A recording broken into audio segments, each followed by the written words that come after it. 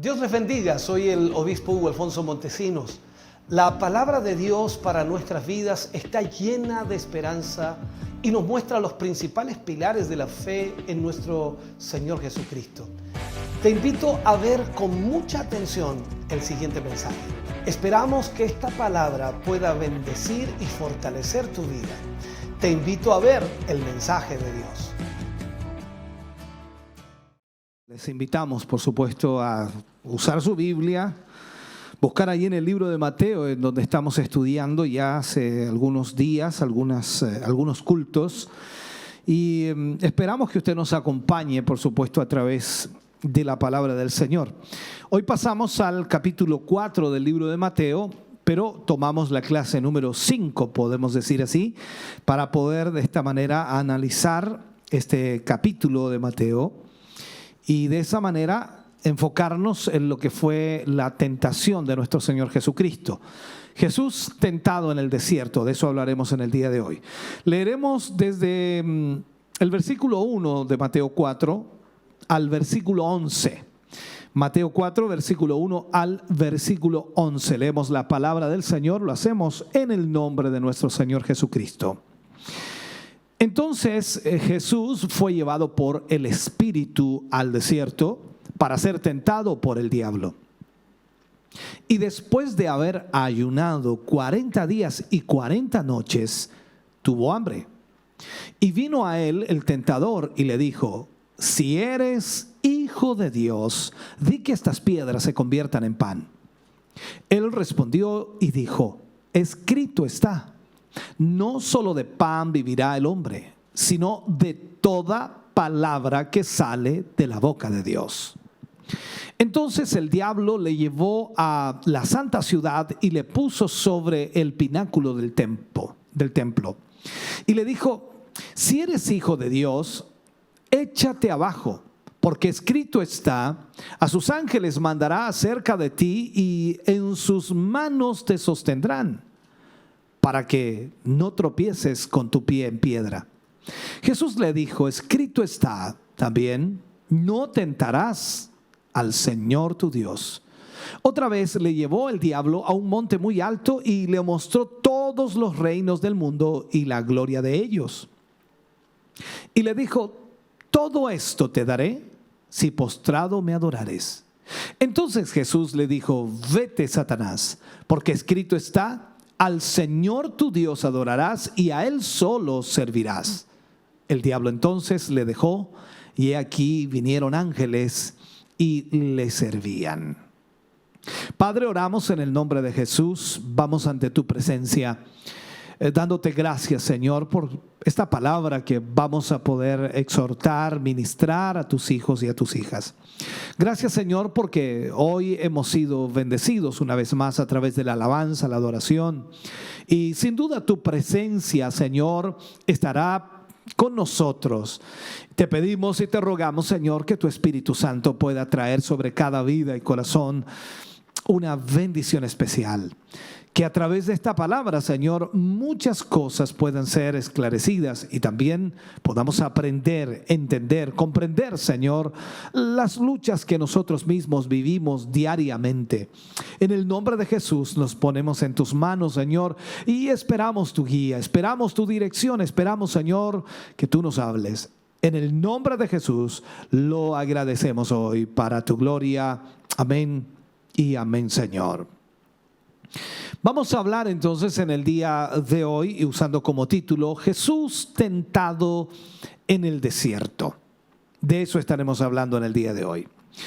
En el capítulo 4 del libro de Mateo lo vemos e inicia, por supuesto, con otro de los eventos importantes y significativos en la vida de nuestro Señor Jesucristo.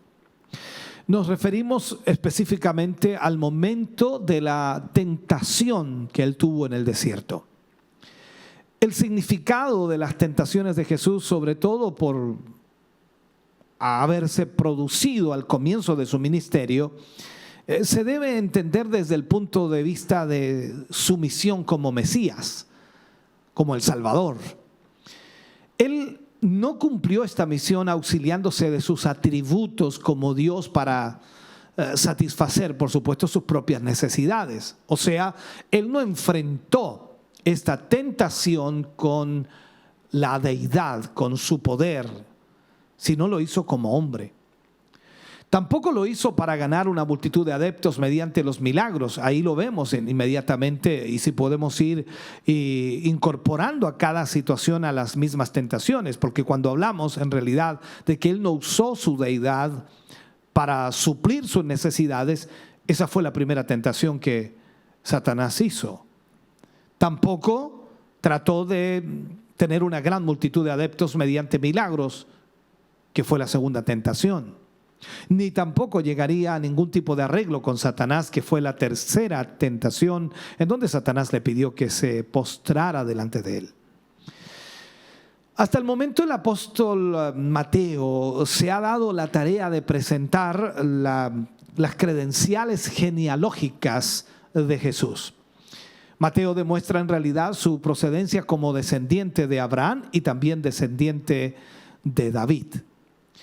También Mateo ha enlazado varias profecías mesiánicas con una serie de eventos que van desde el nacimiento de Jesús hasta el momento de su bautismo. Ahora, él está por mostrarnos las credenciales morales del Mesías.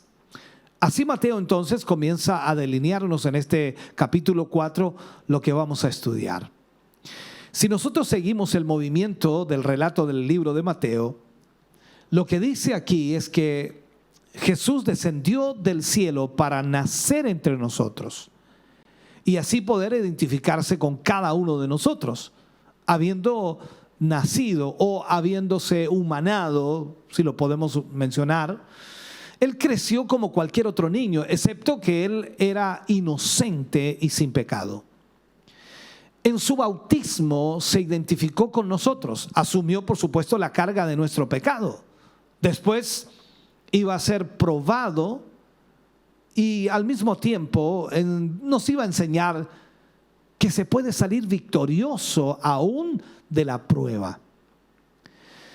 Cuando nosotros leemos el libro de Mateo y leemos de alguna forma la palabra tentar, incitar, o como también lo utiliza él, tentar al mal, seducir. Hay algo en cada uno de nosotros que nos hace ceder ante el mal.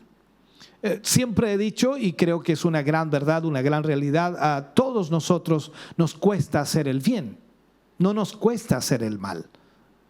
Hay una facilidad del ser humano para hacer el mal y no para hacer el bien. Ahora, ese no era el caso de Jesús. Dios no tienta a los seres humanos con el mal. Nunca lo ha hecho.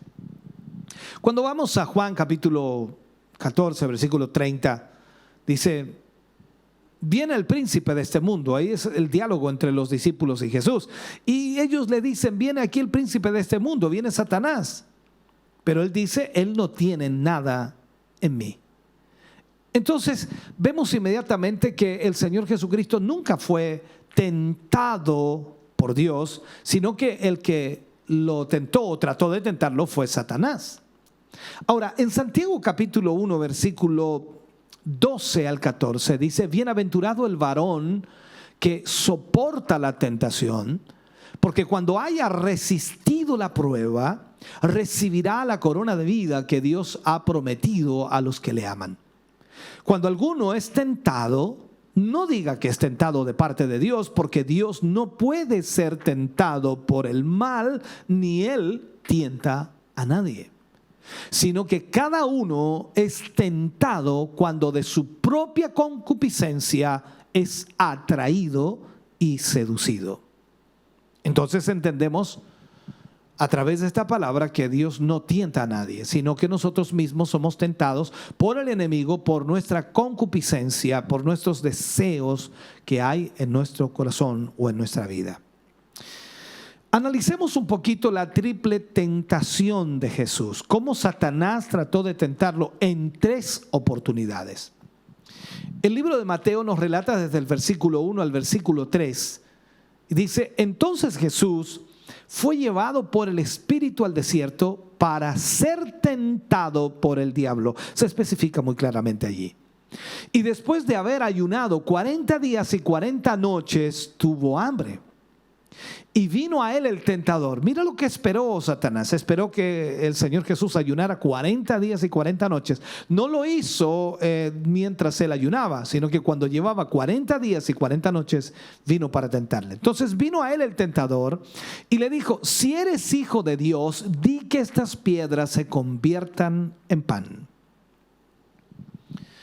Recordemos un poco que después de su bautismo, el Señor Jesucristo fue llevado, de acuerdo a lo que leíamos, por el Espíritu al desierto, y allí ayunó por 40 días y 40 noches siendo tentado por el diablo. También Lucas se refiere a eso en el libro de Lucas capítulo 4 versículo 1 y 2.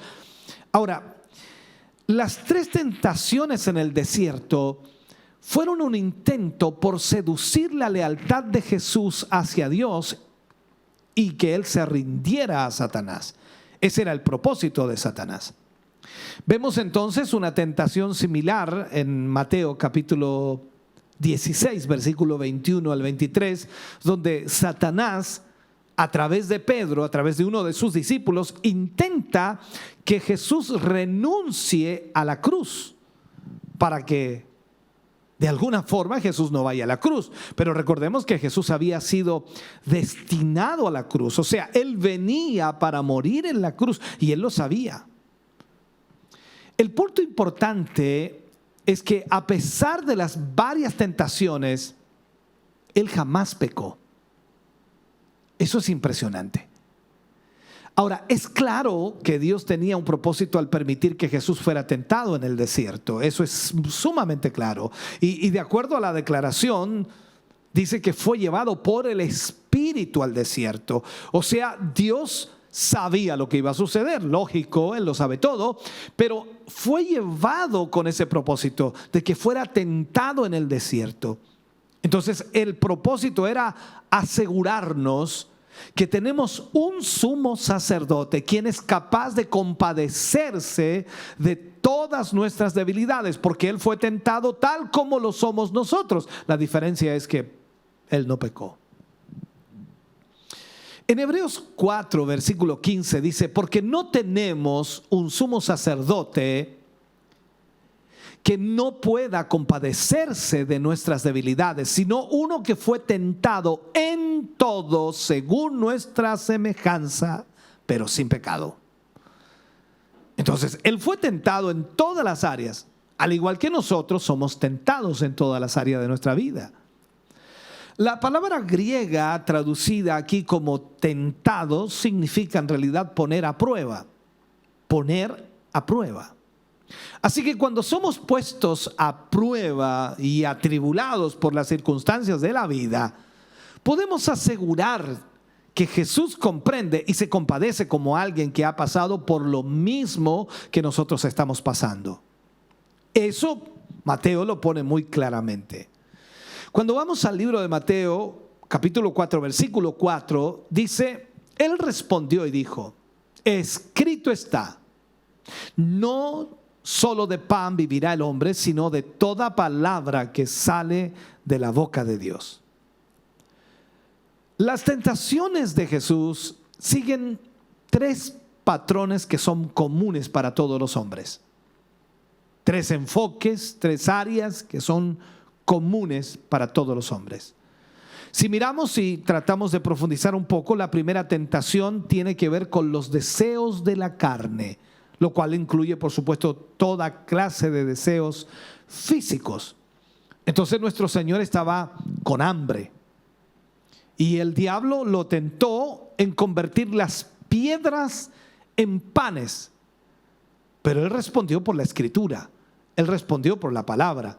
Recordemos lo que dice Deuteronomio capítulo 8 versículo 3: y te afligió y te hizo tener hambre y te sustentó con maná, comida que no conocías tú ni tus padres la habían conocido, para hacerte saber que no solo de pan vivirá el hombre, mas de todo lo que sale de la boca de Jehová vivirá el hombre. O sea, Jesús le responde por la palabra de Dios. Entonces la primera tentación está enfocada en la carne, en la necesidad de la carne, podríamos llamarla así, necesidad, no sé si podríamos utilizar esa palabra o no, pero el punto aquí que está enfocada entonces a todos los deseos de la carne. La segunda tentación la vemos en Mateo capítulo 4, versículos 5 y 6. Entonces el diablo le llevó a la santa ciudad y le puso sobre el pináculo del templo y le dijo: si eres hijo de Dios, échate abajo, porque escrito está: a sus ángeles mandará acerca de ti, y en sus manos te sostendrán para que no tropieces con tu pie en piedra. Entonces vemos aquí que la segunda tentación fue concerniente al orgullo de la vida, al orgullo de la vida. Aquí el diablo trata de usar un pasaje de la Escritura contra él. Veamos el libro de Salmos capítulo 91, versículo 11 y 12. Dice: pues a sus ángeles mandará acerca de ti, que te guarden en todos tus caminos, en las manos te llevarán para que tu pie no tropiece en piedra. Mira lo que hace el diablo, ¿no? Algunos piensan que el diablo no conoce de Biblia. Claro que sabe de Biblia, si el problema es que no le fue revelada, esa es la diferencia. Ahora, aquí vemos al Señor nuevamente que responde por la Escritura. De acuerdo a Deuteronomio capítulo 6, versículo 16, Él declara que en realidad sería un error que Él abusara de sus propios poderes. Esa es la realidad. Entonces vemos allí que el Señor Jesús le responde a Satanás en Mateo 4:7 y le dice: escrito está, no tentarás al Señor tu Dios. Esta es la realidad. Escrito está, no tentarás al Señor tu Dios. Pasemos finalmente a la tercera tentación. Ojalá vaya siguiendo este enfoque.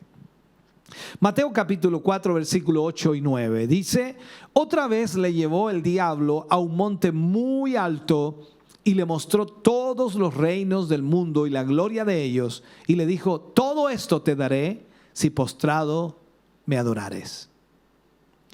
La tercera tentación es respecto al deseo de los ojos.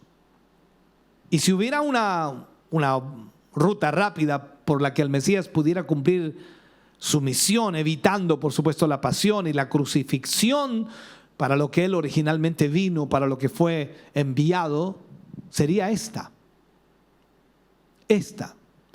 El diablo ya tenía control sobre los reinos del mundo. Eso es lo que dice Efesios 2:2. Pero esta lista o esta situación en la cual Satanás trata de poner a Jesús es para hacerle ver como que él podía cederle todo a Cristo a cambio de su lealtad. Le daría todos los reinos de la tierra. Ahora, el solo pensarlo casi causa que la divina naturaleza del Señor se estremeciera. Pero Él le contesta, ¿no? En Mateo 4:10 el Señor le responde acerca de esto y Jesús le dice: vete, Satanás, porque escrito está: al Señor tu Dios adorarás y a Él solo servirás. A veces decimos que es una tentación psicológica porque el ser humano anhela y codicia el poder, de verdad. Todo ser humano desea el poder, desea tener más de lo que tiene. No he conocido a ningún ser humano que desee tener menos de lo que tiene. Todos desean tener más de lo que tienen, mejorar lo que tienen, agregar a lo que tienen. Y cada uno de los casos que hemos examinado, Jesús responde con las sagradas escrituras. Jesús le responde a Satanás por la misma palabra. Ciertamente esa actitud es un mensaje dirigido también a nosotros. ¿Cómo respondemos nosotros ante la tentación? ¿Por qué es que muchos tienen problemas al vivir la vida cristiana? ¿Por qué es que cuando son tentados no no pueden recurrir a la palabra. Ahora, con todo el respeto que me merecen, diré que la problemática viene de la ignorancia de la palabra de Dios. De la ignorancia de la palabra de Dios. Si tomamos nota en realidad de que nuestro Señor siempre respondió a ese acoso, a esa tentación, citando la palabra de Dios. Tenía el conocimiento de la palabra de Dios para utilizarla correctamente. Es como cuando Pablo le habla a Timoteo y le dice que tenía que usar bien la palabra de verdad. Yo creo que esa palabra tiene una respuesta para cada problema de la vida y tiene una respuesta para tu problema concretamente. Por ese motivo, entonces, debiéramos conocer la palabra de Dios mejor que lo que hoy conocemos. Debiéramos profundizar mucho más todavía en la palabra del Señor para que a través de esa misma palabra las respuestas vengan a nuestra vida. Hay muchas tentaciones en las que caemos porque nuestra carne es débil por naturaleza. Cada uno de nosotros tenemos una naturaleza débil o caída, como también la Biblia lo menciona. Y Pablo aconseja a la iglesia de los Corintios, allí en 1 Corintios capítulo 10, versículo 13, le aconseja a los corintios algo importante que también es para nosotros. Él dice: no os ha sobrevenido ninguna tentación que no sea humana, pero fiel es Dios, que no os dejará ser tentados más de lo que podéis resistir, sino que dará también juntamente con la tentación la salida para que podáis soportar. O sea, es un hecho de que Satanás vendrá a tentar nuestra vida una y otra vez. Pero tenlo por seguro, hermano querido, que el diablo no te va a poder tentar más de lo que tú puedes soportar. Porque Dios dice que Dios no permitirá que seas tentado más de lo que tú y yo podemos soportar. Las fuerzas del mal siempre están viniendo contra nosotros y todas ellas contienen las mismas tres cosas en esencia. Las mismas tres cosas. O sea, las mismas tentaciones que vinieron contra Jesús vienen constantemente contra nosotros. La pasión de la carne, que es la primera, la pasión de los ojos y la pasión de la vida, o la arrogancia de la vida también le llamarían. Ahora, solo podemos reconocer y combatir estas tentaciones saturando nuestros corazones y nuestras mentes con la verdad de Dios, con la palabra de Dios, que es, por supuesto, nuestra defensa. La armadura del soldado cristiano en la batalla espiritual incluye un arma ofensiva, la espada del Espíritu, que es la palabra de Dios, la cual, por supuesto, debemos usar. Eso lo enseña Pablo en Efesios 6, 17. De esta forma, entonces, nuestro Señor Jesús venció las tres tentaciones sin aferrarse a sus atributos divinos. O sea, venció a Satanás como humano, como ser humano, como un hombre sujeto a la dependencia del Espíritu Santo. ¿Y qué es lo que lo auxilió? La palabra de Dios lo auxilió. No obstante, su divinidad queda clara en este pasaje al ver cómo después de su victoria los ángeles vinieron a él y le servían. Recordemos que Jesús comienza su ministerio públicamente en Capernaum. Allí comienza su ministerio. Mateo lo relata y Mateo lo enfoca en el capítulo 4, versículo 12 y 13. Y dice: cuando Jesús oyó que Juan estaba preso, volvió a Galilea. Y dejando a Nazaret, vino y habitó en Capernaum, ciudad marítima en la región de Zabulón y de Neftalí. Podemos observar entonces que Jesús se quedó en Capernaum y las escrituras enfatizan que Jesús abandonó su hogar de Nazaret para ir a vivir a la región de Capernaum. Ahora, con esto iniciaba un nuevo capítulo en su vida. Su momento había llegado, el momento para el cual el Padre le había enviado, que era a cumplir su ministerio. Recordemos que Jesús tenía aproximadamente 30 años cuando inició su ministerio, y puedo decir tenía 30 años cuando inició su ministerio. En Lucas 3:23 dice que Jesús mismo, al comenzar su ministerio, era como de 30 años. Ahora, esto nos indica que Jesús esperó el momento adecuado para cumplir la voluntad de su Padre. No se aceleró, no se desesperó. Esperó el momento apropiado para cumplir la voluntad de su Padre. ¿Cuán importante lección nos ofrece el Señor Jesús en este pasaje?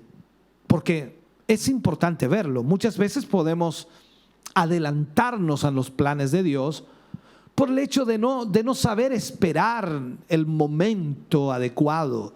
Por lo general, nuestra impaciencia nos impulsa arrebatadamente, tratando de aprovechar la primera oportunidad que se nos presente en la vida, y al final terminamos, por supuesto, en completo fracaso. Sin embargo, Jesús no lo hizo así. Él esperó pacientemente el tiempo para cumplir su ministerio. Él no se precipitó antes del tiempo señalado, sino que esperó los 30 años para iniciar su ministerio de acuerdo a los planes de su Padre. Ahora, lo explicaba en la clase anterior o la lección anterior, que a los 30 años las personas podían ser los intercesores, o en este caso sacerdotes. Por lo tanto, ahí entendemos inmediatamente que el ministerio de Jesús debía comenzar a los 30 años, porque a los 30 años se podía ser el sacerdote. Ahora, en la Biblia se utilizan dos palabras para traducir tiempo. La primera es cronos, y denota el lapso de tiempo que transcurre en la vida de un ser humano, sea largo o sea corto, el cronos. La segunda palabra es kairos, que literalmente podría traducirse como un tiempo oportuno, el cronos y el kairos. El cronos, como dijimos, es el tiempo o la vida de un ser humano. El kairos es un tiempo oportuno. Por tanto, kairos es el tiempo oportuno cuando Dios ha provisto darnos lo que nosotros más anhelamos o lo que nosotros más necesitamos. Es el tiempo perfecto y no nuestro tiempo, es el tiempo de Dios. El kairos de Dios también muchos predicadores lo mencionan así.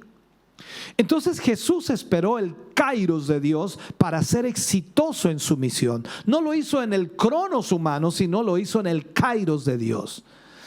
Cuando leemos el libro de Mateo, capítulo 4, versículo 14 y al 16, dice: para que se cumpliese lo dicho por el profeta Isaías cuando dijo: tierra de Zabulón y tierra de Neftalí, camino del mar, al otro lado del Jordán, Galilea de los gentiles.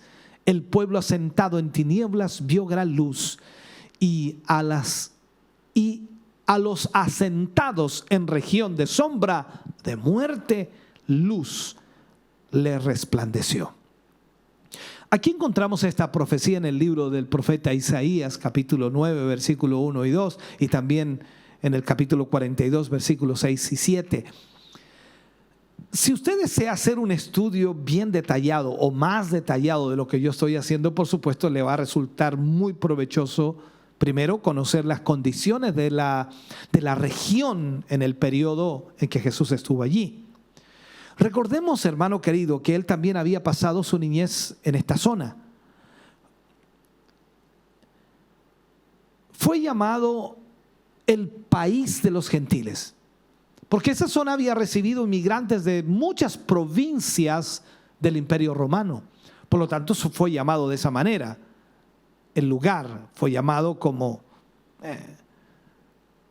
el país de los gentiles. Ahora, había áreas muy atractivas alrededor del mar de Galilea donde imperaba la frivolidad y un bajo nivel moral. Había mucho pecado, mucha maldad, mucha corrupción. Ese lugar estaba muy lleno de eso. Los habitantes de esa zona, aunque cerca de Jerusalén, ellos estaban cerca de Jerusalén para ir, qué sé yo, al al templo o adorar a Dios, estaban evidentemente lejos de tener una relación con Dios totalmente. Pero la luz que emanaba del Señor Jesús brilló sobre ellos y su misma presencia les creó una responsabilidad. Fueron testigos de muchos de sus milagros que solo causaron, por supuesto, una respuesta limitada. Cuando vemos en Mateo versículo 17, capítulo 4, versículo 17, dice: desde entonces comenzó Jesús a predicar y a decir: arrepentíos, porque el reino de los cielos se ha acercado. Jesús tenía un mensaje importante que transmitir con toda autoridad y seguridad, el cual provenía directamente del Padre. Y este mensaje era el arrepentimiento. Nuestro Señor inicia su ministerio con el mismo mensaje de Juan el Bautista y recalca que es necesario arrepentirse porque el reino de los cielos se ha acercado. Él lo decía: arrepentidos porque el reino de los cielos se ha acercado. Entonces, de esta forma, el arrepentimiento constituye el mensaje central de Jesús. Jesús siempre predicaba el arrepentimiento. Dios se ha acercado a los hombres a través de su Hijo Jesucristo, ofreciendo una nueva manera de vivir basada en las leyes y principios divinos, diferente por supuesto a los de este mundo, totalmente diferente. Por lo que era necesario entonces que el ser humano se produzca o se produciera en el ser humano un verdadero arrepentimiento de sus pecados, que el ser humano le pudiera dar la espalda a la antigua manera de vivir. Solo así el hombre puede entrar en el reino de Dios, el cual por supuesto ya está a disposición de aquellos que decidan buscarlo. Este es el reino que el Señor Jesús traería al mundo en un día futuro. Esta era la esperanza de Israel como pueblo terrenal y también fue la esperanza de los que vivieron en la época del Antiguo Testamento. En contraste, la iglesia tiene una esperanza celestial. Cada uno de nosotros esperamos las promesas del Señor y sabemos que un día estaremos juntamente con Él. Mateo también en este capítulo 4 enfoca el llamado que el Señor Jesús hace a sus discípulos. Jesús comenzó a llamar a sus discípulos a formar su grupo de hombres que servían a Dios. En Mateo capítulo 4, versículo 18 al 22, dice: andando Jesús junto al mar de Galilea, vio a dos hermanos, Simón llamado Pedro y Andrés su hermano, que echaban la red en el mar, porque eran pescadores. Y les dijo: venid en pos de mí, y os haré pescadores de hombres. Ellos entonces, dejando al instante las redes, le siguieron. Y pasando de allí, vio a otros dos hermanos, Jacobo, hijo de Zebedeo, y Juan, su hermano, en la barca con Zebedeo, su padre, que remendaban sus redes, y los llamó. Y ellos, dejando al instante la barca y a su padre, le siguieron. Sin duda, vemos aquí algo importante. Quizás la Biblia no lo menciona, no lo recalca en la forma que lo voy a mencionar, pero yo creo que ellos ya conocían a Jesús. Ya conocían a Jesús. Ya la habían escuchado, ya la habían oído. Pero fue en este momento cuando les llegó la oportunidad de una vez y para siempre de unirse a Él. En contraste, por supuesto, con los rabinos judíos, Jesús elige a sus propios discípulos, en tanto que los discípulos de los rabinos eran los que elegían a su maestro. Era totalmente diferente. Ahora, esta es la gracia de Dios, que nos elige a nosotros sin ser merecedores de ello. Jesús dedicó buena parte de su ministerio al discipulado, a ministrar, a guiar, a enfocar a los discípulos. Él escogió de entre sus seguidores un número determinado de discípulos a los cuales se instruyó y preparó para la misión para la cual los había escogido. Ahora, en esta ocasión escoge a 4 pescadores, los cuales se encontraban en sus quehaceres laborales. No estaban de ociosos, dice alguien por allí, estaban trabajando. El llamado de Jesús a Pedro y también a Andrés es muy claro. Él les dice: venid a mí, o venid en pos de mí, y os haré pescadores de hombres. Ahora bien, se pueden aprender algunas lecciones, por supuesto, de esto, y se puede introducirse mucho más todavía, porque hay puntos importantes en este encuentro entre Jesús y sus discípulos. Una de las cosas que recalca Mateo, y que aunque no lo dice verbalmente o textualmente, sí podemos descubrirlo: hay un deleite de Dios en usar gente común. Dios se deleita en usar gente común. Usted y yo somos gente común. No eran gente con gran preparación lo que el Señor Jesús llamó. No era gente intelectual, no era gente influyente, no era gente rica o de una alta posición social. Era gente común. Eran simplemente trabajadores sin una posición especial, y seguro que cualquiera habría dicho que eran personas sin un gran futuro. A estos no les espera nada bueno, dice alguien por allí. Eran hombres comunes y corrientes los que Jesús escogió. Eso es sorprendente, y hasta el día de hoy Dios sigue haciéndolo de la misma manera. Ahora, la ocupación y las lecciones aprendidas en la vida van a ser valiosas al servir al Señor. Los pescadores podrían tomar ventaja de sus experiencias aprendidas, tal y como la paciencia para esperar, ¿cierto?, la pesca, perseverancia y el tipo de carnada al momento de pescar hombres, por decirlo así. Ahora, estos hombres obedecieron inmediatamente sin pensar lo que dejaban atrás.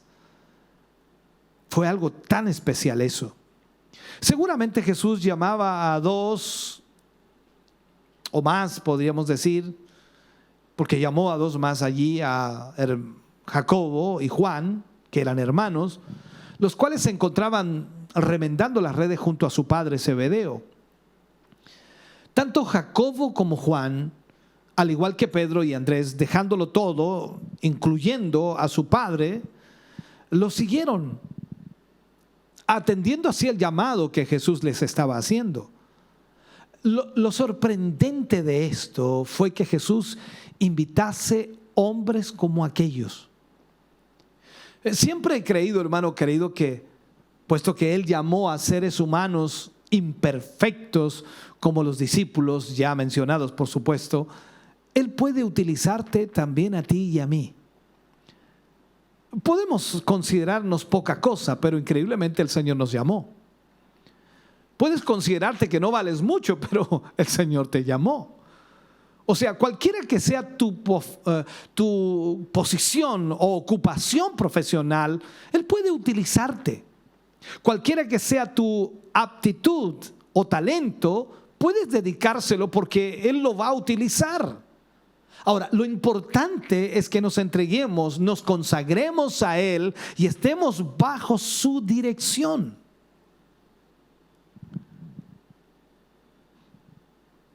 No nos va a ocupar a todos para hacer las mismas tareas. No nos va a ocupar a todos para hacer exactamente lo mismo. Porque Él nos concede dones o también capacidades diferentes para ejecutar cosas diferentes. La iglesia tiene muchos miembros y todos tienen distintas funciones que cumplir. Pablo lo hace muy bien graficándolo como el cuerpo humano, que tiene muchos miembros y cada miembro cumple su función. Así también en la iglesia hay muchos miembros y Dios ha dado talentos y dones a cada uno de los miembros para cumplir ciertas funciones. Pero déjame comenzar a cerrar o a terminar este mensaje. Miremos un poquito lo que Mateo dice acerca de la predicación y la enseñanza y sobre todo las sanidades en el ministerio de Jesús. No vamos a verlas todas, pero sí al menos lo que Mateo pronuncia aquí en estos últimos versículos, sobre todo en el 23.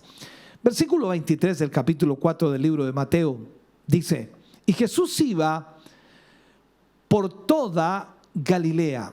Y recorrió Jesús toda Galilea, enseñando en las sinagogas de ellos y predicando el evangelio del reino y sanando toda enfermedad y toda dolencia del pueblo.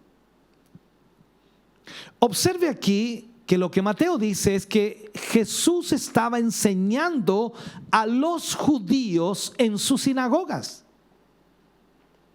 Las sinagogas eran centros de estudios y enseñanza de la ley, y además estaba predicando el evangelio del reino. Ahora, ¿había una diferencia entre las sinagogas y el templo? Claro que sí. No había más que un solo templo, el de Jerusalén, pero las sinagogas estaban esparcidas alrededor de todo Israel. El templo existía exclusivamente para ofrecer sacrificios. Allí no había predicación, allí no había enseñanza. La sinagoga era esencialmente una institución docente donde se enseñaba, en donde se ministraba. Entonces Jesús estaba enseñando y sanando también a los enfermos de todas sus enfermedades físicas. Podemos entonces afirmar que miles de personas de aquella época fueron sanadas por Jesús. Digo miles de personas. Estamos hablando de 3 años y medio de ministerio en donde todos los días el Señor sanaba. Hay pasajes en la Biblia en donde dice que el Señor Jesús desde la mañana hasta la tarde sanó a todos los que les trajeron. O sea, sorprendente. Si observamos cuidadosamente el texto, veremos que no se trataba de unos pocos casos aislados, sino de miles de personas las cuales fueron sanadas. Este, hermano querido, es el motivo por el cual los enemigos de Jesús nunca pusieron en duda sus milagros. Por cierto, había demasiados testigos por todas partes de los milagros del Señor Jesús. O sea, ellos no podían decir que no era así, que no había sanado, porque habían testigos por todas partes. Recordemos una de las historias, ¿no? Cuando el Señor Jesús sana a un hombre de la ceguera y los fariseos le decían que ellos sabían que ese hombre era pecador. Y él dice, yo no sé si es pecador, no lo sé. Lo único que sé es que yo era ciego y ahora veo. Veamos Mateo capítulo 4, versículo 24 y 25, tomando los últimos 2 versículos de ese capítulo. Y dice, y se difundió su fama por toda Siria, y le trajeron todos los que tenían dolencias, los afligidos por diversas enfermedades y tormentos, los endemoniados, lunáticos y paralíticos, y los sanó. ¿Escuchó eso? Y los sanó. Y les siguió mucha gente de Galilea y de Decápolis, de Jerusalén, de Judea y del otro lado del Jordán. ¡Wow! Les seguían grandes multitudes. Decápolis era un distrito que incluía 10 ciudades de la parte noreste de Galilea hasta el río Jordán. También vino a Jesús gente de Jerusalén y Judea, o sea, la sección situada más al sur de Palestina, más allá del Jordán. Lo que implicaba entonces que las personas tuvieron que recorrer una gran distancia para ver a Jesús, que estaba predicando allí en el norte de Palestina. Nunca se había visto en Israel un profeta que sanara tantos enfermos como lo hacía Jesús. Recordemos eso. Juan el Bautista apareció, era el profeta del desierto, el que predicaba el arrepentimiento, el que bautizaba en las aguas para arrepentimiento, pero él no hizo ni un solo milagro. Pero Jesús viene y hacía milagros por doquier. Entonces nunca ningún profeta había existido que hiciera tantos milagros como Jesús. Ni siquiera Elías, ni siquiera Eliseo hicieron tantos milagros en su ministerio como Cristo. Sin embargo, ahora ocurría lo que indicaba que algo extraordinario estaba pasando en la historia, ¿no? El pueblo de Israel estaba siendo impactado por un poder extraordinario de milagros y sanidades. Y Jesús estaba obrando milagros a miles de personas. A veces me pongo a pensar y a meditar en esto. ¿Cómo habrá sido cada día del Señor Jesús? Yo sé que la Biblia menciona a veces algunos días en forma muy rápida, pero ¿cómo habrá sido cada día? Desde la mañana hasta la noche, sanando a los enfermos, uno tras otro, uno tras otro, uno tras otro, uno tras otro. Es impresionante. Cojos, paralíticos, sordos, mudos. ¡Wow! Tiene que haber sido impresionante. Y todo eso los discípulos lo vieron, lo observaron. Cada día. Por eso en eso también, cuando vemos lo importante que Mateo nos remarca aquí, y que a pesar de que el inicio del ministerio de Jesús fue con la tentación de Satanás, pero que Él venció y que Él salió victorioso, y cuando Él principia su ministerio, lo comienza en una forma extraordinaria, llamando a sus discípulos o a algunos de sus discípulos, y luego sanando a los enfermos en una forma sorprendente. Yo espero que esta instrucción y esta enseñanza haya bendecido su vida en este día.